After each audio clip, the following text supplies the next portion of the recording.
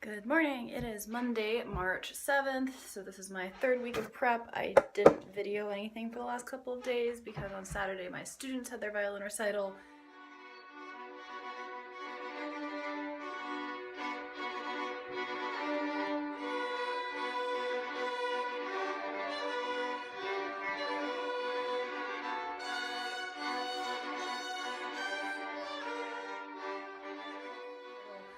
And then yesterday I did practice. It took a lot of effort and a lot of coffee to get myself off the couch and practice, but I was completely wiped after my student's recital. So it was kind of like punching through a brick wall, and I don't even know that I got anything done. I at least managed to play through the Tarantella a few times, and I think I did things. I don't really remember it.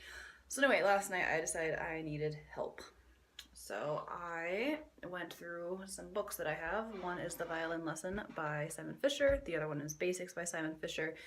And of course, Practicing for Artistic Success by my former teacher, Burton Kaplan. All of them really good. And I found this great part in The Violin Lesson, which solves, really in one sentence, solves all of my problems with the chords in the Tarantella, which is this. It is impossible to scratch if the bow keeps moving.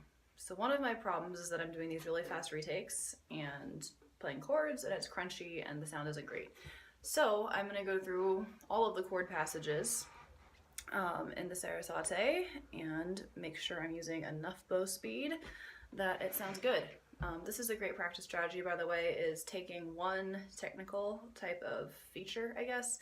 So in this there's a lot of chords, and then going through the piece and playing all of those passages, and that kind of helps you work through that technique, and then you can go back and try to integrate it. So let's take the first one from the transition.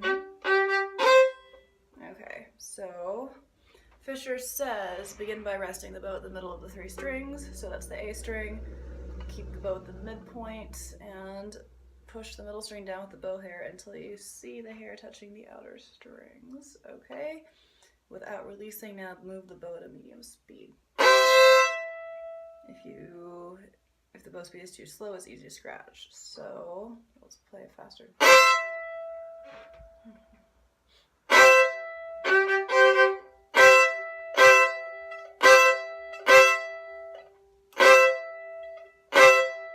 That's better, actually.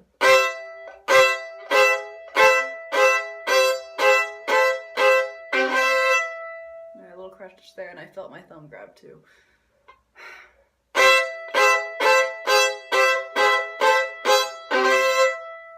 Alright, so that actually really works, which is super cool. So let's, so I'm gonna keep working on that. Okay, so this is another practice strategy that I used to use all the time, and I hadn't anymore because I'd kind of gotten out of the habit, which is, you know, you kind of I go through different cycles and what I tend to practice, but this is a really good strategy, and I'm really glad I thought to look it up. So this is from my old teacher's book, which is Practicing for Artistic Success by Burton Kaplan. And in chapter 8, he talks about imaging, which he calls the strategy of strategies. So he defines imaging as the process of forming the imagined experience in your mind. So you sit without your instrument and you imagine the sound you want, and not only do you imagine the sound, you feel how the bow would feel in your hand and which fingers are moving and everything possible.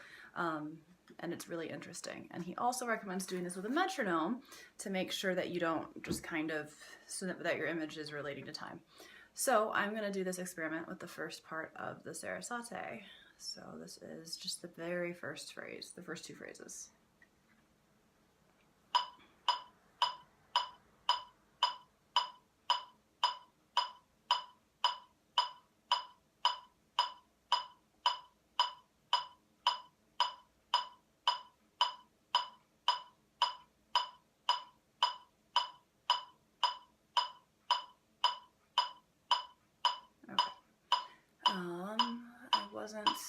I was more aware of the right hand than I was of the left, so let's go back and see if I can get both.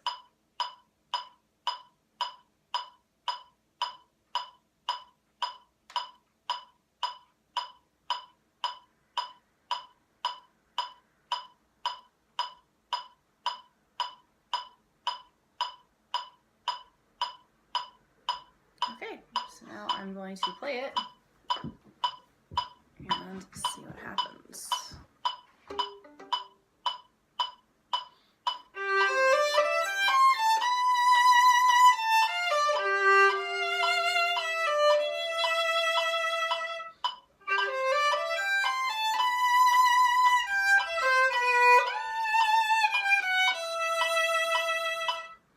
Okay, so that was cool. There's a few things. Just the retake I didn't like, and the notes, the arpeggio coming down after the first high B. So let me try, I'm going to try that and fix that by imaging rather than playing it and see what that does.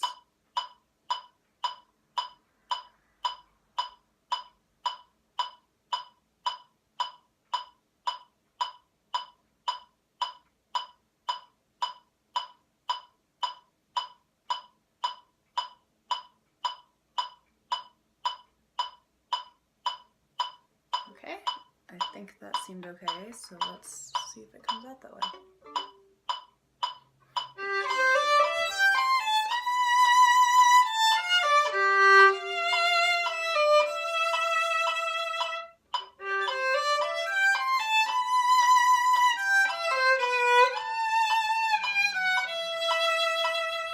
Good, I think that's about 80% of where I want it, so I'm going to look through.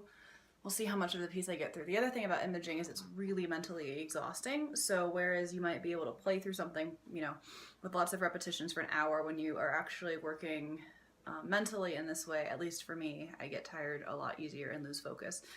So we'll see how long I can do. So I just imaged my way through the entire introduction, minus the weird transition part, because I avoid that. I really shouldn't. I'll practice after this. But so here is what it sounds like after I've imaged and sung and done some stuff too.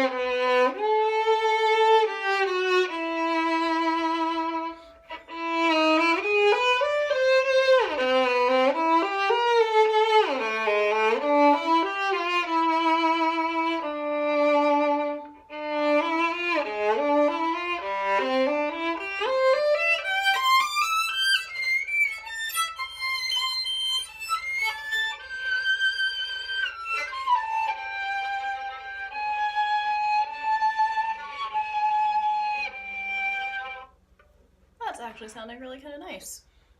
Looks like I know what I have to do for the rest of the piece now.